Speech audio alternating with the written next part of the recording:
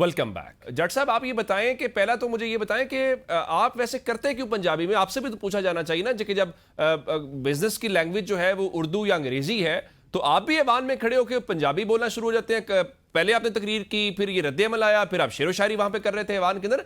आप भी तो कोई मंतिक समझाएं ना, जो हुज़ैफा साहब बात करें लॉजिकल मालूम हो रही है वो।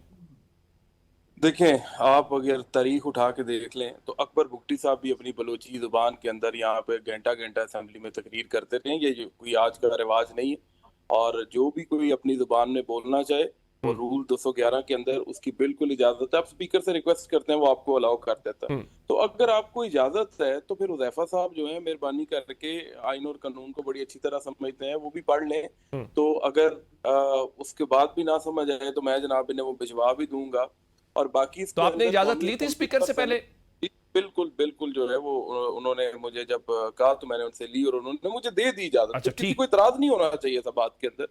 और बाकी बात रह गई असेंबली और सेनेट का, जो हम इतना इतना बजट अप्रूव करते हैं और जनाब उधर हमने इतने इतने पैसे दिए हुए हैं, उधर पूरा ट्रांसलेशन का सिस्टम लगा हुआ है। वहां हम्म। पे हर जुबान के अंदर आपको ट्रांसलेशन करने वाले जो हैं वो आप कान पे वो हेडफोन लगाएं। अगर किसी को पंजाबी की नहीं समझ आती तो उसे ट्रांसलेटेड वर्जन के अंदर जनाब उसी वक्त लाइव जो है वो मिल रहा होता है। ऊपर हम्म। पूरा जनाब हमारे वो ट्रांसलेशन रूम्स बने हुए हैं, लोग वहां पे बैठे हुए हैं।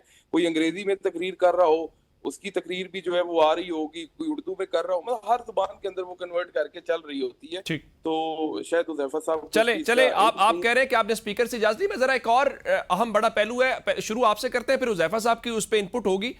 ये बताएं कि ये तहरीक इंसाफ ने क्या आधा तीतर और आधा बटेर शुरू किया हुआ है? आपकी तारीफ कर रहे थे वजीर खजाना साहब, पिछली बार जो फाइनेंस कमेटी में आपका रोल था। पार्लियामेंट में आप बैठते हैं, लेकिन पार्लियामेंट की जान तो स्टैंडिंग कमेटीज के अंदर है, जहां पे बिल बनते हैं, जहां पे डिस्कशन होती है। तहरीक इंसाफ वहां पर नहीं बैठती। या तो आप असेंबलियों को छोड़ दें, बात समझ आए। आप भी अपने असल की तरफ नहीं जा रहे। जहां जबान की हम बात कर रहे हैं तो असेंबलियों का असल तो फिर आ जाके वो स्टैंडिंग कमेटीज हैं, जहां पे लंबी चौड़ी बहस होती है, कोई ना कोई कानून निकल के आता है। तो ये आधा तीतर और आधा बटेर तहरीक इंसाफ क्यों लेके चल रही है? देखिए गोंदा साहब, हम इन असेंबलियों में इमरान खान साहब के वोट की वजह से पहुंचे हैं। वरना इतने इस काबिल तो नहीं थे कि यहाँ तक पहुंचते।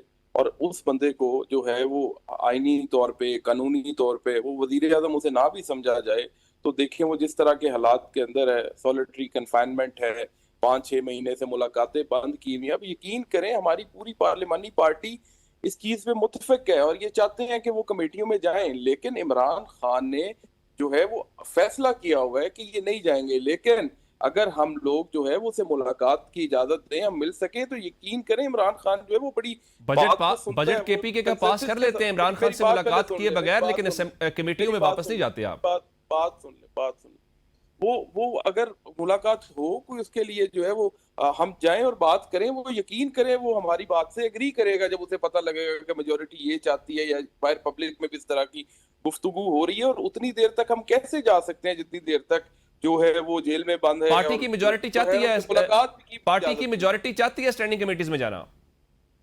देखें, जो है वो लोग चाहते हैं लेकिन कोई नहीं जाएगा जितनी देर तक इमरान खान साहब की तरफ से बिल्कुल ठीक है, वादे जब ना तक खान साहब से मुलाकात नहीं होती। जरा हुज़ैफा साहब, ये तहरीक इंसाफ का ये जो फैसला है, जिस तरह इन्होंने पहले असेंबलियों से इस्तीफे दिए, उसके बाद असेंबलियां तोड़ी, उसके बाद स्टैंडिंग कमेटीज में नहीं बैठ रहे, इसका मकसद तो सिस्टम पे दबाव डालना था। सिस्टम पर दबाव पड़ा या ये बैकफायर कर गया? आज आजम नजीर तारड़ साहब भी ऐवान के अंदर खड़े होकर कह रहे थे कि ये कमेटीज में वापस आए, अपोजिशन वाले वहां पर अपना रोल अदा करें। जी, बहुत शुक्रिया जी। मैं गुज़ारिश कर दूँ कि अगर मैं ये कहूँ कि इनका ये एक्शन बैकफ़ायर कर गया तो भी नामुनासिब होगा, और मैं ये कहूँ कि नहीं बहुत प्रेशर आया तो भी एतदाल नहीं होगा। हम्म। अगर ये इस्तीफ़े ना भी देते और अपोज़िशन और हुकूमत की स्पीकिंग टर्म्स ना हों, आपस में इन चीज़ों का तबादला ना कर सकें हम्म। और अपोज़िशन और हुकूमत मिलकर ना चल सकें, पॉलिटिकल इस्तेहकाम ना हो, हुकूमत पे लामाला प्रेशर रहता है, कोई भी हुकूमत हो। हम्म। हमारा और बानी तहरीक इंसाफ का झगड़ा था तो पीटीआई पे हर वक्त प्रेशर रहा करता था। अब हमारा और इनका है, सिर्फ जो है साइड्स चेंज हुई हैं तो लामहला हुकूमत पे एक दबाव होता है, क्योंकि सियासी अदम इस्तेहकाम से मौशी अदम इस्तेहकाम आता है। ठीक। तो गुजारिश ये है कि बिल्कुल इन्हें कमिटीज में जरूर आना चाहिए और कमिटीज में आने से जो ज़ाहिर है इनका एक असेंबली बिजनेस में रोल है वो अदा करें। जिस तरीके से जट साहब फरमा रहे थे कि उन्होंने स्पीकर से परमिशन लेकर पंजाबी में तकरीर की, मुझे इस कंटेक्स्ट का नहीं पता था कि इन्होंने स्पीकर से परमिशन ली, और अगर स्पीकर ने इन्हें परमिशन दी तो मुझ समेत किसी को कोई अख्तियार नहीं है कि इन पर उंगली उठाए। मैंने सिर्फ बात ये की कि जो हमारी खातून रुकने असम्बली थी वो क्यों ये बात कर रही थी। ठीक। अगर उनके ये इल्म में है, उन्होंने बात की है तो नामुनासिब है, और अगर उनके ये बात इल्म में नहीं तो इन्होंने ये वजाहत कर दी। मेरे ख्याल से इस वजाहत के बाद ये मामला यहीं खत्म हो जाना अच्छा चाहिए। उज़ैफा साहब, जिस तरह फरमा रहे हैं कि असेंबलियों में वापस आए, क्या ये बेहतर नहीं है कि ओवरऑल बेहतरी के लिए आप एक मुलाकात की इजाजत दे दें, मुलाकात भी हो जाएगी, जो आपने मुज़ाकरात के हवाले से बात की थी उसमें भी जरा बेहतर एक गुडविल जेस्चर चला जाएगा, और ये पार्लियामान में और कमेटियों में वापस आएंगे तो ज़ाहिर है वक़्त बढ़ेगी ना, उसमें बेहतर इनपुट आएगी अपोजिशन की, तो इसमें आपकी बेहतरी, आपका फायदा है। जी बिल्कुल, आप ठीक कह रहे हैं। अगर हमें ये यकीन हो कि बानी तहरीक इंसाफ की फैमिली की मुलाकातें और सियासी मुलाकातों की बहाली से असम्बली में इस्तेहकाम, एतदाल और सियासी ठहराव पैदा होगा, तो हमें जो भी करना पड़े हम अब तक ये करा चुके होते। बानी तहरीक इंसाफ पर तो पाबंदी इसलिए लगी कि उन्होंने पहले जेल से 26 नवंबर 2024 की मंसूबाबंदी की, और जो कुछ शारे दस्तूर पे हुआ ढका छुपा नहीं। ठीक। इन्हीं के वजीर आला, इन्हीं के MNAs, इन्हीं के सेनेटर्स आकर हमारे पास अपने दुख की दास्तानें सुनाते थे कि वो मरो और मार दो की सियासत पे यकीन करते हैं, हम क्या करें। 26 नवंबर 2025 की मंसूबाबंदी का हमें कोई इल्हाम तो नहीं आया था, ठीक। इन्हीं के लोगों ने आके बताया कि वो दोबारा ये करवाना चाह रहे हैं। तो गुजारिश ये है कि अगर एक बंदा अपने फंडामेंटल राइट की आड़ में कि जेल में मुलाकातें करना मेरा हक है, मैं अपनी फैमिली से मिलूं, और बाहर बैठे हुए 26 करोड़ लोगों का फंडामेंटल राइट खतरे में डाल दे, तो मेरे ख्याल से दलील जो है मादूम हो जाती है कि आप उनकी मुलाकातें लाजमी कराएं। ठीक। तो बात यह है कि बिल्कुल अगर बानी तहरीक इंसाफ ने अपने कंडक्ट से साबित करना है, जेल सुप्रीटेंडेंट अगर सेटिस्फाई होते हैं, जिसके मुझे काफी हद तक इम्कानात नजर आ रहे हैं कि उनका कंडक्ट बेहतर हुआ है, जो अंदर से खबरें आती हैं, तो फैमिली की मुलाकात तो बहाल करा दी जाएगी। और फैमिली की मुलाकात में कोई आर भी नहीं है, लेकिन खुदारा मेरी दरखास्त है उनकी फैमिली से भी और उनसे भी। कब तक तवक्को रखे मुलाकात किनकी हो जाएगी? मेरे ख्याल से अगर उनकी तीनों बहनों ने कोई नया कट्टा ना खोला और जो है कोई ऐसा काम ना डाला जो कि दोबारा एक अदम इस्तेहकाम की तरफ मामला को लेकर जाए, तो फैमिली की मुलाकातें और उनकी वेलबींग जानने के हवाले से हमें ना कोई एतराज है, और इस हवाले से हम जो सहूलत दे सकते हैं वो देंगे। लेकिन अगर वही काम किया कि बहन वेलबींग जानने गई थी, रात की मुलाकात थी 4 दिसंबर 2025, और जो ट्वीट उन्होंने फिर बाहर आकर किया वो किससे ढका छुपा। सर आप कह रहे हैं कि कुछ गारंटीज होंगी तो उसके बाद ही मुलाकात हो पाएगी। जट साहब आप ये बताएं कि आपकी पार्टी के chairman floor of the house के ऊपर ये बात कर रहे थे कि ये 9 मई की जो धूल है वो बिठा दें। पीटीआई अगर ये समझती है, उधर से एक्सपेक्ट करती है कि कोई जरा रिलीफ दिया जाए या हाथ हौला रखा जाए, तो आप पीटीआई को मशवरा दें, या ज़ाहिर है मुस्लिम लीग नून ने भी एक वक्त गुजारा है जहां पे रगड़ा मुस्लिम लीग नून को भी लगा, क्या करना चाहिए पीटीआई को? एक मजम्मती बयान जारी करें, कोई माफी तलाफी का बयान जारी करें जिससे इनकी ये मुश्किलें आसान हो जाए? देखिए बात तो ये है कि नबी करीम सल्लल्लाहु अलैहि वसल्लम की एक हदीस है जिसका मफहूम है कि अगर आप किसी कोई गलत काम हो रहा हो तो उसको कहें कि जी ये गलत हो रहा है। ठीक। और अगर इस तरह के हालात हों, कोई जाबिर हुक्मरान हो, उसको सामने आप गलत ना कह सकें, तो कम से कम आप उसको दिल में बुरा जानें कि गलत हो रहा है।